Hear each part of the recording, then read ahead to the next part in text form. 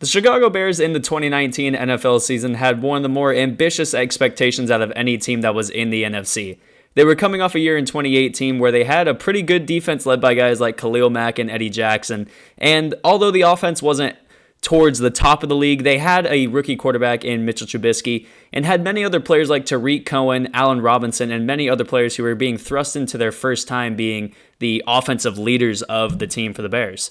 Even though they had a disappointing end in 2018 in the wild card game when they had the double doink missed field goal by their kicker, it was still seen that 2019 would probably be the year that the Chicago Bears fully stepped up to the plate and became one of the best teams in the NFC and possibly be gunning for a Super Bowl chance. However, as we all know, the Chicago Bears in 2019 did not live up to any of those expectations that they or their fans had set for themselves.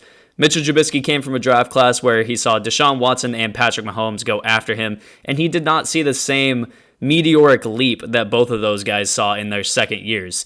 The offense as a whole did not really have too much of a consistent threat in terms of production, and the defense, even though it was still solid, still probably a top 10 defense, there were some question marks around that team that led the defense to regress back to the mean a little bit. Since the end of last season, the Chicago Bears have had a lot of questions to answer, and even when they've answered some of the questions, it seems like they've uncovered even more questions that they've had to ask themselves. And now let's go ahead and take a look at what the upcoming season is and what those questions are for the Bears. Let's go ahead and talk about the offense first. So, like I said, in 2019, the Chicago Bears really had a struggle in terms of finding consistent production from many players on their team. Allen Robinson and David Montgomery were a couple of the only, I would say really they were the only two bright spots on this Chicago Bears offense. David Montgomery was second among all rookies in rushing yards, and Allen Robinson posted a year in which he had over 1,100 yards and was seemingly getting back to being one of those top receivers in the NFL before he tore his ACL a few seasons ago. One of the biggest issues that I think I and many other Chicago Bears fans, not saying I'm a Bears fan, but I as well as Chicago Bears fans think the Chicago Bears had last year with their offense was their lack of production from Tariq Cohen. And some of it I really don't think was his fault because he saw the least amount of rushing attempts he's had in his 3-year career, the least amount of rushing yards he's had. He had no rushing touchdowns. He pretty much became a glorified wide receiver who just started in the backfield. And even though he is a great receiving back, the fact that they made him so one-dimensional took away his ability to be an explosive player because defenses were keying in on him on plays where he would come in and it would make it obvious passing downs. So defenses knew to at least be keying in on Tariq Cohen and know where he is at all times. And the obvious elephant in the room in terms of the Chicago Bears offense is the quarterback controversy that they've had the past few years. Like I said, Mitchell Trubisky saw a draft where two guys by the name of Deshaun Watson and Patrick Mahomes were taken after him. And since then, he's seen Patrick Mahomes win MVP as well as Super Bowl MVP. And he's seen Deshaun Watson take his team to the playoffs a couple of times, as well as winning winning one game, I guess. But still, he's seen two quarterbacks taken after him who have seen plenty of more success than he has, both team-wise and personally.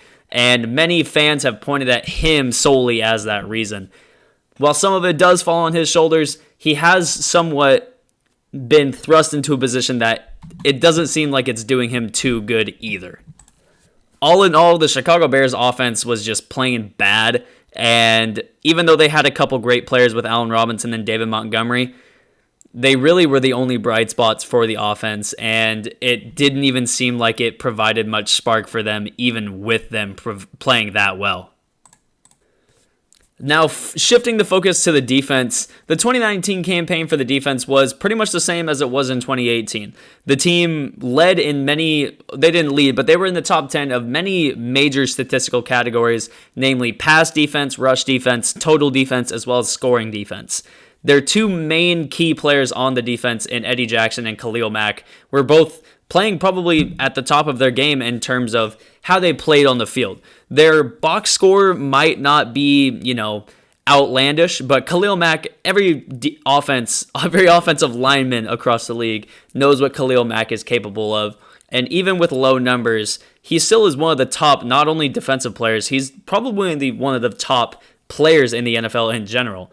Eddie Jackson also has turned out to be one of the best safeties in the game, as he's probably not on the level of guys like Jamal Adams or Tyrann Mathieu, but he still is able to get his job done very well and be a consistent threat to take the ball away at any point. Not only that, but take the ball to the house. He didn't do that at all last year, but he still was a good enough threat to keep offenses aware of where he was on the field. Even though the Chicago Bears stayed great at keeping offenses from, getting the ball downfield consistently and keeping the ball out of the end zone, the Chicago Bears lacked in two key categories that really can turn a defense from great into elite. And those two categories were their sack totals and not their interceptions, but their turnover numbers. The Chicago Bears were towards the bottom 10 in both of those categories, and it not only hurt the defense from not being able to not even put points up on the board, but just to take the ball away from the opposing team's offense.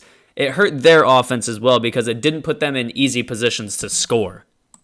Even though Chicago Bears did still have pretty much the same system, they were switching defensive coordinators from Vic Fangio, who took his talents to Denver and became their head coach. They went from him to Chuck Pagano, and that possibly could be the reason as to why the turnover and sack numbers were down. However, at the same point, maybe it was just I don't know. Whatever you want to point to, that is still a reason, though, that they did switch defensive coordinators from Vic Fangio to Chuck Pagano. Now, going into what the Chicago Bears saw this offseason in terms of the overhaul of their roster and coaching staff, this graphic shows all of the major transactions that the Bears made these past 4 to 5 months. Obviously, the bigger changes were seeing them trade for Nick Foles and having a lot of their impactful defensive players like HaHa Clinton-Dix, Prince Amukamara, Leonard Floyd, and Nick Kwiatkowski change uniforms. The Chicago Bears also added to their tight end depth in this offseason, adding former Green Bay Packer Jimmy Graham to a 2-year, $16 million deal, and they also drafted Cole Kmet in the second round out of Notre Dame. The Bears as well tried to make a deal that would make Robert Quinn the sidekick really to Khalil Mack by inking him to a 5-year, $70 million deal. However, even though these moves that they made to add to the personnel on defense and offense, I don't really see how many of these names can make an impact in terms of fixing the issues that they had last season. Not only that, I don't think that these additions that they made outweighed what they lost. They lost 4 to 5 great players on their defensive side of the ball that were key contributors to the team, and they didn't really make any replacement moves other than drafting Jalen Johnson to replace Prince Amukamara. But other than that, they really did not make many great moves in terms of adding to the talent on the field as well as replacing what they lost in this past offseason. As far as the trade for Nick Foles goes for the Chicago Bears, I think the best thing that can happen is that Nick Foles doesn't end up seeing the field, because that means that Mitchell Trubisky ends up beating him in training camp and beating him in the preseason to win that starting job. And maybe it, motivates Mitchell Trubisky a little bit to become an even better player than he was. I understand that many people don't really believe in him as a solid quarterback, but the kid still has talent. He still was the second overall pick in the NFL draft a few years ago. The Chicago Bears weren't the only team around the league that thought Mitchell Trubisky had a chance to be a great quarterback in the league.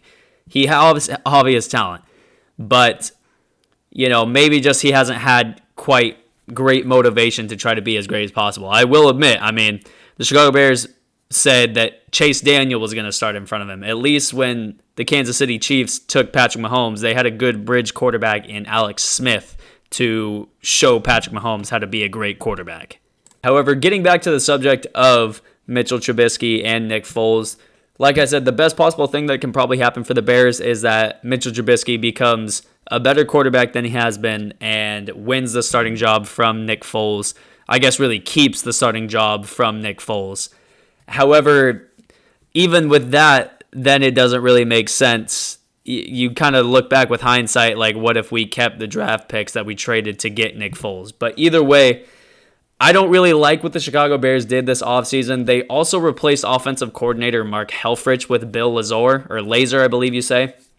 Lazor was not in the NFL last year. He was an offensive consultant for the Penn State Nittany Lions last year. And the last time he was in the NFL, he was the offensive coordinator for the Cincinnati Bengals in 2018, I believe. And he led them to a team where they were 17th in scoring and 26th in yards produced. So it's not really like what they're replacing in terms of their offensive coordinator. They're not replacing Mark Helfrich with somebody that has a great track record of being a perfect offensive coordinator. In terms of what this team and fan base should expect for the 2020 regular season, there obviously is still the factor of coronavirus, and we honestly don't still really even know if the season is going to happen. However, if we just are looking at it full steam ahead, like the season is going to happen, I really don't know if it's going to be a year that Chicago Bears fans are going to want to remember. I think it's going to be another disappointing season, possibly in the 6-10 to 7-9 range in terms of their win-loss record. They just don't have a lot of guys that I think can completely turn this team over from being a bottom feeder to a elite team. They have guys like Khalil Mack and Eddie Jackson and Allen Robinson, but I just don't know if those three guys are enough to really change the fortunes that this team went through last season. However, there is a chance that the defense can come back to the elite level that they were. There is the slight chance that Mitchell Trubisky becomes a great quarterback again, or not again, but he becomes a great quarterback in the league. And there's a chance that the offense is above average. That's really all they need to do to secure a playoff spot in the NFL right now, is the offense just has to be above average. But I don't know if they even can do that with certain pieces in place where they are right now for the Chicago Bears. So I guess my floor for this team would be about 6 or 7 wins. Actually, no, I would say the floor for this team would probably be about 4 or 5 wins. The ceiling for this team is probably about 9 or 10 wins, possibly eking out a wild card spot, but don't be surprised if they're on the outside looking in when it comes playoff time. With all that being said, that's going to be the video for me. I hope you guys enjoyed it. If you did, make sure you leave a like. If you didn't, make sure you hit the dislike button. I appreciate any feedback from you guys as much as possible. If there's anything you think I forgot to talk about, make sure you leave a comment down below. I'm going to try to do this for every single NFL team. So if you guys want a certain team up next, I'm going to try to bring this out every single day leading up to the season. There's going to be a couple days where we have to do a couple teams in a row, or in one day, but that will, that's just more work for me to do. If there's any certain thing you want to see, make sure you leave a comment down below, and I will try to acknowledge it. And hit subscribe if you like the content that I put out. Again, that's going to be the video for me. I hope you guys enjoyed it. I'll see you in the next one. Peace.